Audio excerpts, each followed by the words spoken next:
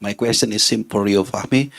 Uh, when you play against Uzbekistan, some players look nervous, and against Iraq, how do you overcome this nervous feeling? Because you said this is very important as a bridge to the Olympics for the first time in 68 years. Thank you.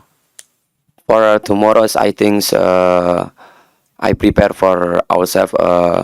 How I can to give my best performance for tomorrow, and coach give me minutes play, and I don't want to I don't want give a coach bad performance, but I want to give best performance for tomorrow, so I can put everything on the pitch for sure, and I can help for teammates, and inshallah Indonesia wins tomorrow and make Indonesian people proud.